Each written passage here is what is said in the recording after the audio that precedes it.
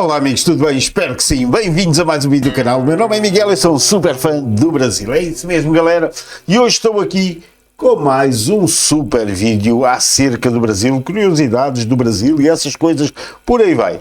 É isso mesmo, Diogo Elzinga lançou mais um vídeo e já algumas pessoas me pediram para eu reagir a esse vídeo. E o idioma proibido que ainda se fala na Serra Gaúcha, Talian. É assim, deve ser alguma mistura de italiano com não sei o quê, mas é isso que nós vamos descobrir. Mais uma coisa que só existe no Brasil, é isso mesmo, galera. Por isso, bora para o vídeo. Não se esqueça, inscreva-se, deixa o like, deixa a sua sugestão. Você já sabe tudo disso. Passe lá pelo Instagram, já somos 450 e muitos seguidores do canal lá no Instagram, por isso vá você também e deixe por lá a sua sugestão. Agora sim, bora para o vídeo e vamos então conhecer esse idioma que foi proibido no Brasil em tempos, mas que ainda hoje se fala na Serra Gaúcha. É isso mesmo, galera. Bora para o vídeo com o Portuga. Vamos aí aprender mais um pouco acerca do Brasil. Bora lá. Não muito tempo atrás, no Brasil, principalmente na Serra Gaúcha, se falava uma versão do próprio italiano, trazido da Itália pelos imigrantes. Não vou responder isso, cliente, pegou minha passada. Aos poucos, essa versão da língua foi mesclando com o português e deu vida a um novo idioma que ficou conhecido como Talian. E capiu niente, né? Só que era tanta gente que falava o Talian que o governo da época, com medo do Brasil perder suas origens portuguesas, proibiu todos de continuarem utilizando o idioma e obrigou todo mundo a falar apenas o português a partir de então. Muitos aceitaram o triste destino para não sofrerem perseguição, enquanto um número menor de pessoas se recusou a abandonar a própria cultura e viveu nos interiores a fim de preservar o que ainda lhes restava. Esse é um documentário sobre os renegados que nunca deixaram o Talian morrer. Mas afinal, o que sobrou desse idioma? Vem com Elzinga aqui que eu te explico! Eu não sei falar no italiano. A história da imigração italiana no Brasil pode já ser bem conhecida por você. Eles saíram da Itália em busca de uma vida melhor e de uma terra de abundâncias, mas encontraram justamente o contrário aqui e tiveram que criar uma nova Itália praticamente do zero. Isso resume bem o que aconteceu, mas ignora completamente um outro detalhe: o idioma que eles trouxeram da recém-unificada Itália.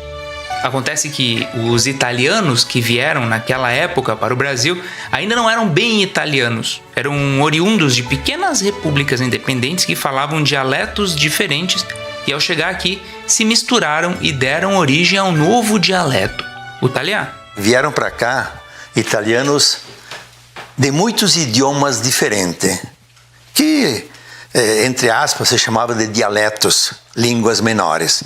Por que a Itália era uma mistura de dialetos? Por ser um país grande, eu costumo explicar assim, ó, ele é comprido e estreito, né? A Itália, se tu olha no mapa, é uma piraca longa, estreita. E aí tinha influência de muitos outros povos, né? Na questão da língua. Então não tinha um dialeto, tinha vários dialetos. Mas eram idiomas. Era o belunese, o trevisano, o trentino, o padovano, o vicentino. E eles se encontraram no navio, depois moraram nas colônias, depois casaram e os idiomas se misturaram.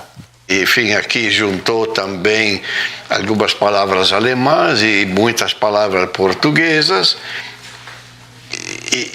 e foram juntando, porque aqui os de cada província não ficaram isolados, foram se misturando. E lá pelas tantas, com a evolução, 20, 30 anos, lá digamos pelos anos 20, já quase nos 50 anos da imigração, estava consolidado um jeito de falar que não era exatamente nem trentino, nem vêneto, nem lombardo, era uma mistura de tudo isso. E começou a se chamar, mi parlo italiano. Então, cosa te parli? Parliamo italiano, allora. Esses dialetos de cada povoado, de cada família, de cada comunidade foram desaparecendo e ficou esse dialeto que se convencionou de chamar Talian. Mas com toda essa mistura de dialetos e com o aumento constante de falantes do italiano, as coisas que já estavam difíceis para eles ainda haviam de piorar, mas dessa vez com relação à própria identidade desses imigrantes. Era hora de esquecer o italiano e dar lugar ao português obrigatoriamente. A realidade foi dura, muito além do que o sonho jamais sonhou. Vivendo em terras distantes e inóspitas, sem qualquer contato com o mundo e sem uma passagem de volta para casa, tiveram que construir uma nova Itália do zero. Ao passo que precisaram abandonar suas próprias origens e aprender um novo idioma a fim de continuar vivendo com um mínimo de dignidade numa terra onde foram abandonados. E esse era só o começo do fim dessa versão do italiano falado no Brasil. Eles eram muitos e já estavam começando a chamar a atenção das autoridades. E nos anos 20 e 30, para comemorar os 50 anos, começaram a fazer festa. E no fazer festa, a Itália veio para cá. Agora não, agora nós vamos festejar os imigrantes, né? Porque afinal eles são os pioneiros da raça italiana que construíram uma nova colônia lá nos Arabaldes da América, né? Só que a Itália não deu nem professor, nem dinheiro. E o italiano começou a ser falado, o italiano padrão não vingou. E essa exposição de imigrantes foi só escalando até chegar ao fatídico ano de 1937.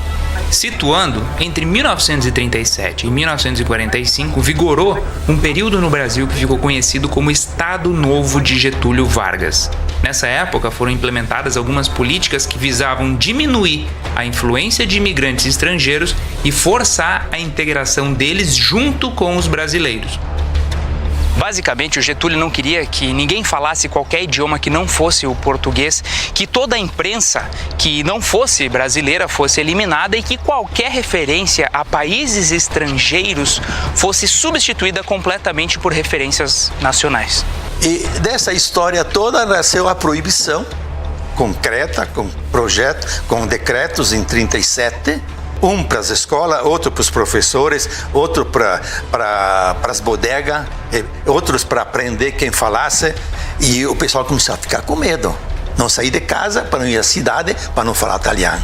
Não ir comprar, porque não sabia falar em português. Então não vou. Eu não sei pedir as coisas.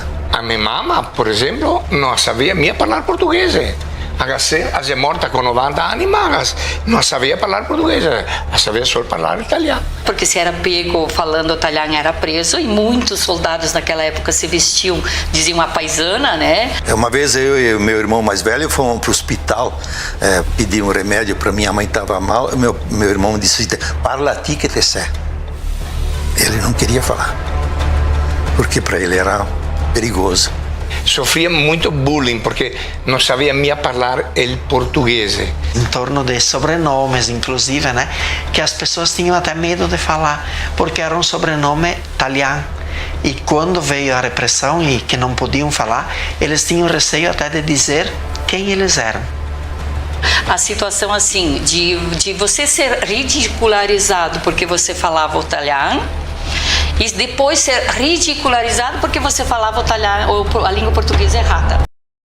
Meus amigos, isto aqui é um bocado controverso e é uma questão política muito antiga, não assim tão antiga, mas já antiga. É assim, não há muito a comentar aqui. Isto é a história do Brasil, é uma história aí das pessoas, dos imigrantes que vieram da Itália e que fundaram aí essas novas aldeias, cidades, sei lá, e que sofreram isto na pele. É complicado, e isto é uma das coisas quando nós vamos, e que eu estou farto de dizer, quando as pessoas querem sair do seu país, têm que aprender a língua do outro país, pelo menos o básico, e conseguir comunicar-se com as pessoas de lá, porque eu às vezes digo a muitos brasileiros que seguem o meu outro canal, que agora até está parado, sobre imigração, para aprenderem a fonética do português de Portugal e entenderem as pessoas, a verem coisas, e as pessoas simplesmente dizem: nós falamos português, nós entendemos. Não, quando chegares cá andas 2 meses aí a apanhar bonés, porque os nomes das coisas que nós temos, muita coisa muda, mesmo em questão profissional, é muito complicado e é muito complicado muitas das vezes.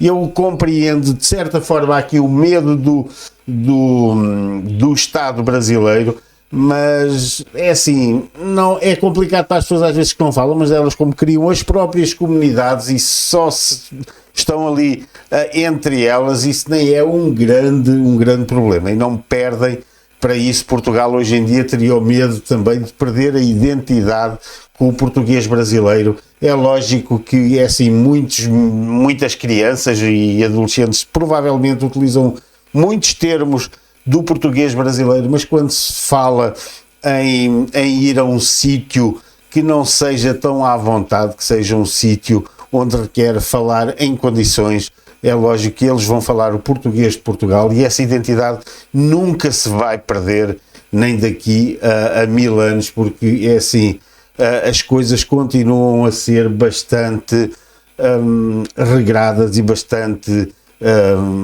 não são muito flexíveis ao ponto de deixarem o português se misturar com outros portugueses, porque se eu for ou alguém que chega aqui e que vá a uma repartição de finanças e que precise de falar qualquer coisa, repartição de finanças, segurança social, seja o que for, desses serviços públicos, tem que falar um português de Portugal, porque quem está lá, se você for falar em termos brasileiros, essa pessoa vai dizer que não percebe o que você está a dizer.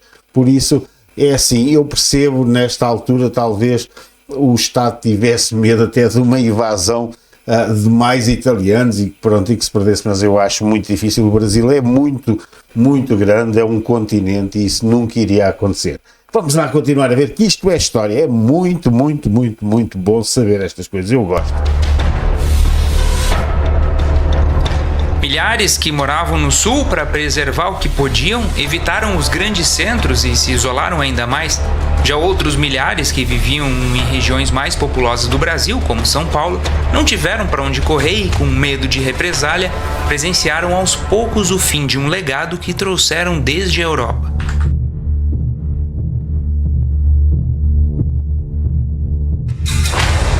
E aí teve a proibição, mas que não resolveu, porque a língua se manteve, né? Principalmente no campo. Então, os nossos antepassados de nossas famílias aqui da região, a grande maioria moravam no campo. E no campo foi onde se manteve a língua. No interior, os delegados faziam vista grossa, como se diz, né? Eles não queriam também a encrenca com os próprios moradores, porque muitos entendiam que era uma grande bobagem do Getúlio. E essa vista grossa foi o que ajudou com que o dialeto continuasse existindo nos interiores. Claro, isso aliado à relutância das pessoas em aceitar as novas políticas de Getúlio Vargas. E foi por causa daqueles que não aceitaram a campanha de nacionalização de imigrantes no Brasil que se mantém até hoje a cultura e uma versão do italiano chamada talià, principalmente nos interiores da região sul do Brasil. Na época, o grande alvo nessa campanha de nacionalização foram as escolas que ficaram proibidas de ensinar línguas estrangeiras a menores de 14 anos e que só podiam ter professores brasileiros. Todos precisaram abandonar as suas origens a partir deste momento. E não foram só os italianos, aqui entram os japoneses e os alemães também, principalmente. Isso parece obra do George Orwell, mas é real. Naquela época era considerado um crime idiomático falar idiomas estrangeiros em público, inclusive durante cerimônias religiosas. E o exército estava lá nas tais zonas de colonização estrangeira para garantir que ninguém falasse uma palavra sequer que não fosse em português. Mas isso foi acontecendo aos poucos, para que todos se acostumassem. Depois, os jornais sofreram censura, além de serem obrigados a publicar artigos patrióticos de autores brasileiros antes de sumirem. Mais tarde, nomes de cidades, ruas, lojas, praças, fábricas e todos os tipos de estabelecimentos com nomes alusivos às culturas estrangeiras precisaram ser substituídos. E o pior nem havia chegado: a Segunda Guerra Mundial.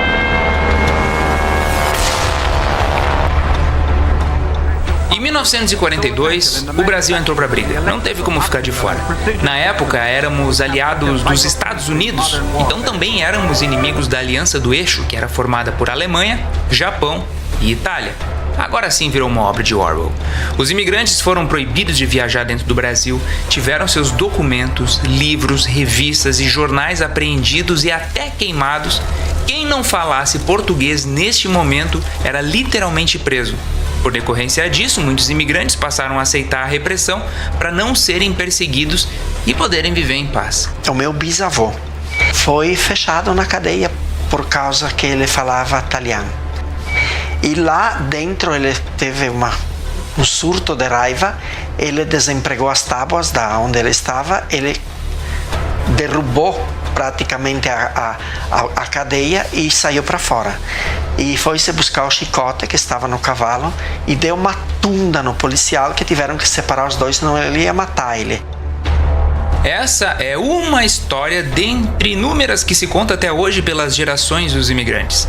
Os poucos que ainda mantinham viva a cultura, que utilizavam seu próprio idioma e que viviam nos interiores, eram vistos como traidores da pátria, e não só por oficiais, mas também pela população brasileira. Se chegou a um ponto onde os próprios filhos e netos de italianos foram para as grandes cidades para não serem vistos juntos dos renegados, ao passo que também passaram a chamá-los de colonos e grossos. De proibido passou a ser vergonhoso, porque era feio, porque te ser um colono, estúpido. O italiano virou piada, o colono virou piada e tudo isso contribuiu com a vergonha de ser falante do italiano. Então os pais pararam de transmitir a língua aos filhos com medo deles terem qualquer tipo de sotaque ou que não soubessem falar bem o português. É um tanto curioso pensar que num país tão miscigenado e tão diverso em culturas como o Brasil, já tivemos tanta perseguição a estrangeiros, sendo que nós mesmos fomos quem fez todo o esquema de entrada deles aqui para colonizar terras inóspitas. No fim, toda essa mistura teve um custo, a perda de línguas e vínculos culturais. O italiano foi só mais um no meio de tantos outros que, eventualmente, se tornaram parte de um lugar chamado Brasil. Nas escolas, hoje, só o português é ensinado junto a idiomas estrangeiros, como o inglês e o espanhol. O italiano está morrendo aos poucos e dificilmente é possível encontrar ainda pessoas dispostas a ensiná-lo. Buonasera. Buonasera. Buonasera.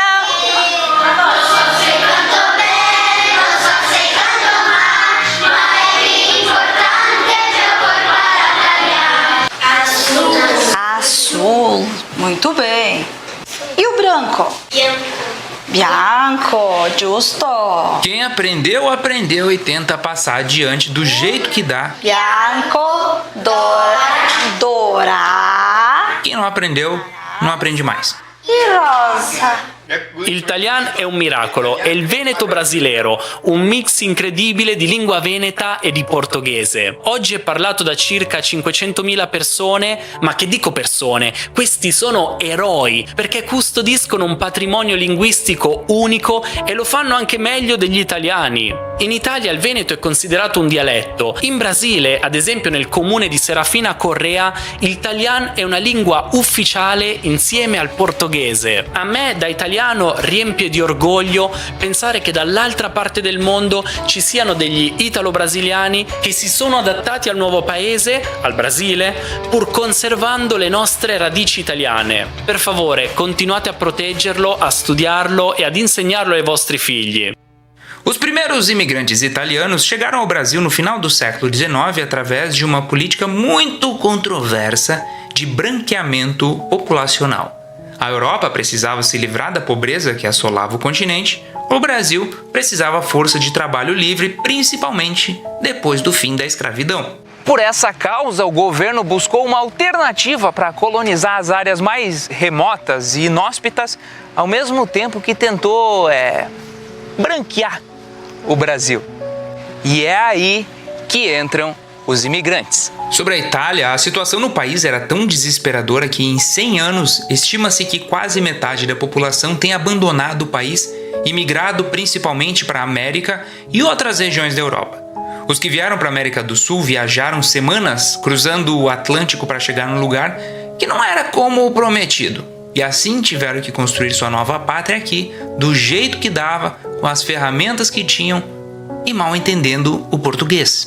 La lingua italiana è arrivata ovunque nel mondo, il motivo è la diaspora italiana. L'Italia nella seconda metà dell'Ottocento era un paese contadino e a causa di una profonda crisi dell'agricoltura italiana le persone iniziarono a partire. Pensate che tra il 1870 e il 1930 circa 18 milioni di italiani lasciarono l'Italia. In tanti arrivarono nel continente americano e soprattutto nelle zone agricole di Brasile e Argentina. In Sud America gli italiani si integravano facilmente e partendo da zero, grazie al duro lavoro nei campi, riuscivano a raggiungere posizioni di leadership e a diventare proprietari terrieri.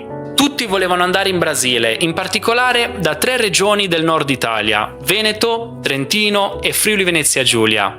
Oggi il Brasile è la comunità di oriundi italiani più grande, con oltre 30 milioni di persone di origine italiana, seguito da Argentina, Venezuela, Stati Uniti e Francia. Nos anos seguintes da chegada dos italianos, diversas comunidades começaram a ser criadas, ao passo que a cultura começou a se fundir com a brasileira. O idioma italiano, principalmente a variante do vêneto, que era o mais utilizado na época, deu origem ao talhã, quando cruzado com o português do Brasil. Mas lá de 1930 até mais ou menos 1960, o talhã entrou num declínio sem precedentes, mesmo com a força dos descendentes que viviam nos interiores tentando mantê-lo vivo. Foi só a partir dos anos 70 que as coisas começaram a tomar outro rumo, principalmente por conta das festividades do centenário da imigração italiana, que começaram a ocorrer em diversos lugares diferentes. A campanha de nacionalização de Vargas, agravada pela Segunda Guerra Mundial, criou um rombo inexplicável numa cultura inteira. E não foram só os italianos que sofreram isso.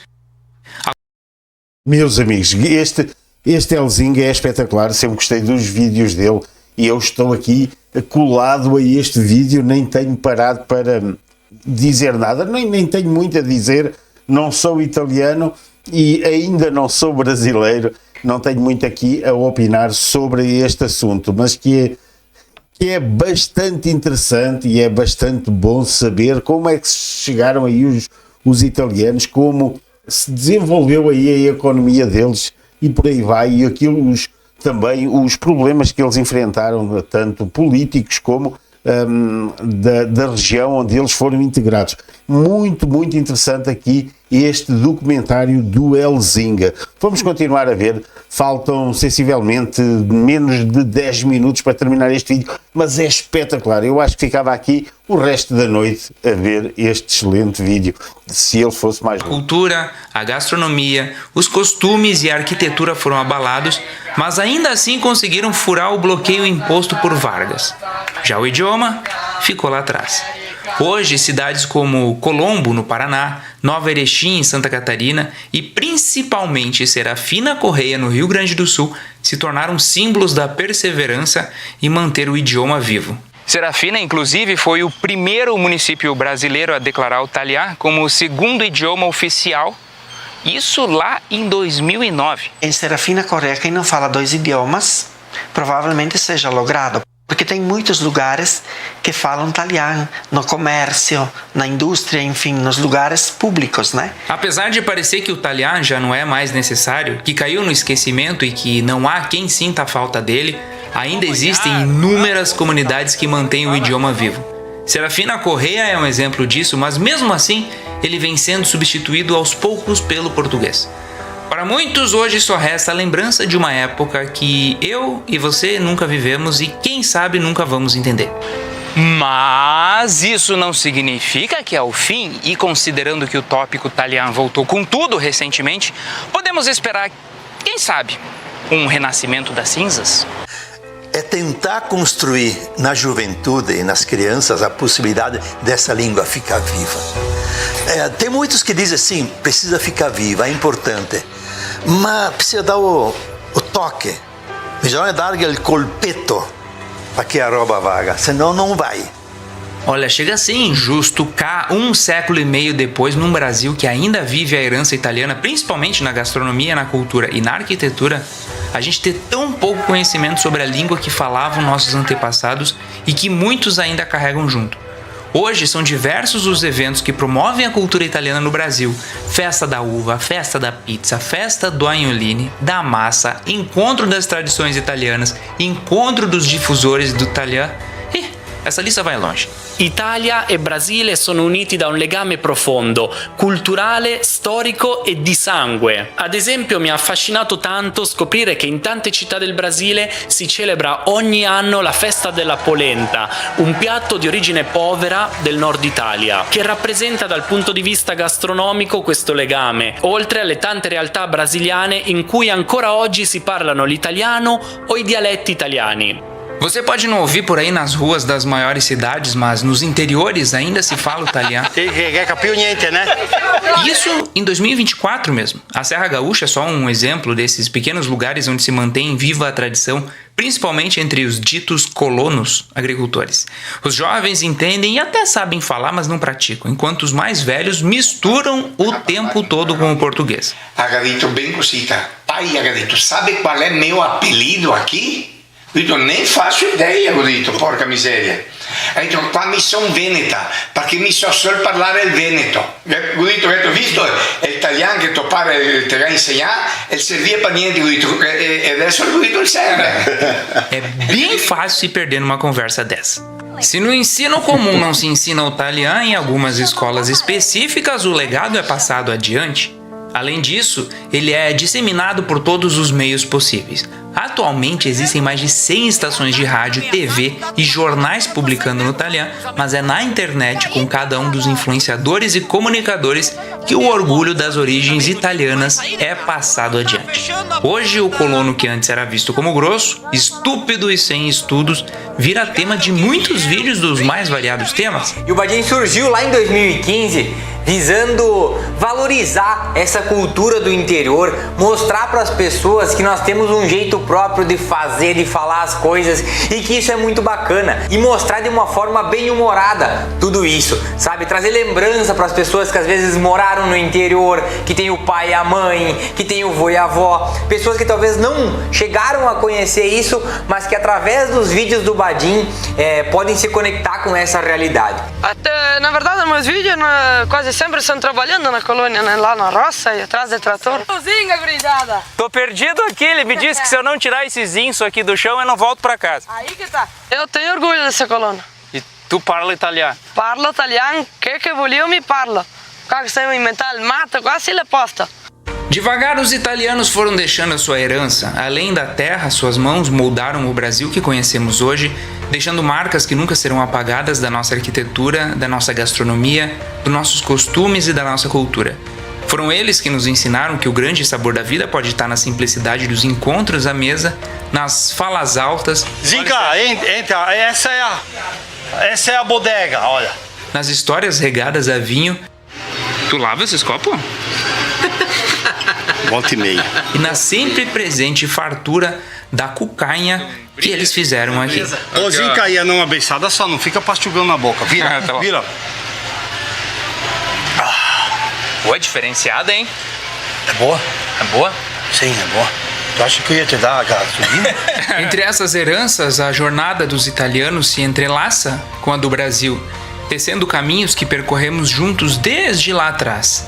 Suas tradições se fundem ao dia a dia do brasileiro, criando uma paisagem cultural rica, onde cada passo revela a profundidade da sua influência e do legado que deixaram em nossa terra. Mas o legado vai muito além. Toda vez que nos despedimos dizendo tchau para alguém, estamos saudando os nossos antepassados. E essa é só uma das inúmeras palavras que herdamos dentro do português. Talvez nós também falamos uma variação do italiano mais moderno e sem saber. Pense nisso. O italiano, como uma doce melodia do passado, resiste, se funde, se transforma e se renova o tempo todo. Já não é mais um idioma de poucos, mas sim um tesouro de muitos que nos conecta ao passado e nos convida a celebrar a diversidade que nos define brasileiros. E por falar em diversidade, às vezes produzir um documentário desses pode trazer surpresas até pra gente que sai por aí sem um rumo definido e acaba caindo num lugar como este, aqui no interior de Bento Gonçalves. A planta aqui, o sobreiro. O sobreiro dá origem a quê? A cortiça. Eu sempre quis encostar nessas árvores. Pra você que acha que a cultura italiana se resume a vinho, polenta e pizza bem recheada, eu te convido a visitar a plataforma do Viva URS, conhecer mais lugares como este e ter as melhores experiências gastronômicas tanto aqui na Serra Gaúcha quanto em todos os outros cantos do estado. Vai no link da descrição, clique e seja feliz. Quer me dizer que aqui embaixo tem garrafa? Tem 85 garrafas de vinho. No fim, é sobre isso meu propósito. Encontrar um extra dentro de cada universo ordinário que a gente pensa que conhece. Que o legado dos imigrantes siga da forma como for no futuro, porque, no fim, todas as línguas também evoluem. Da minha parte, eu sinto que eu contribuo muito com esse futuro, porque por mais que você não venha aprender a falar o italiano, pelo menos passou a saber que ele Zinca, existe. tu não vai descer? Desce! Arrodeia a caminhonete! Vai, Zinca, corre! Corre! Vai, Zinca! Vai! Barca! Eu vou dar-lhe pau! Vamos dar-lhe pau de Jabiraca! Dá-lhe pau! Vai, Zinca! Tem? Como é que é? Não, só acelerar! Vai bater, Zinca! Opa, vai embora, Zinca! Meu Deus! Eu vou pular fora! Tem marcha isso aqui? Não tem marcha, tem piloto automático! E já que conversamos muito sobre italianos, dialetos e histórias, eu quero te convidar a vir até um pequeno paraíso da Serra Gaúcha chamado Pinto Bandeira para descobrir mais um legado que os italianos nos deixaram: o de fazer vinhos e espumantes de alta qualidade. Meus amigos, o vídeo de hoje foi este. Que brutalidade, que bom, que bonito, que coisa boa de saber que o Brasil tem isso tudo. É lógico que é um sítio a visitar. Você já conhece, você mora perto, você segue-me daí de algum sítio onde falem italiano, por favor deixe aí nos comentários. Lembrando que o link para o vídeo original, se não quiser ver a minha cara aqui no vídeo, se calhar agora já é tarde, mas está o link para o vídeo original para o canal do Elzinga aí na descrição do meu vídeo. Você abre aí a descrição do meu vídeo e vai encontrar o link para o canal do Elzinga, para o Instagram, para muitos sítios. Por isso, passa aí e passe lá no canal do Elzinga e deixe lá aquele forte apoio, ok? Então é isso, galera, o vídeo de hoje foi este, muito intuitivo, muito bom, muita informação aqui que eu desconhecia e se calhar você também. Por isso, não se faça rogado ao fim de ver este vídeo, passe lá pelo Elzinga e deixe lá um dedinho assim bem naquele like, deixe lá o like, ou deixa o dedo no like, ou deixe o dedo, qualquer coisa, você sabe, clique lá no gosto e ajude também o Elzinga a produzir mais conteúdo. É isso mesmo, galera, o encontro marcado já para o próximo vídeo, por isso dê uma voltinha aí pelos outros 1000 e qualquer coisa que já estão no canal e encontramos já aí a seguir, ok? E então até já, bye!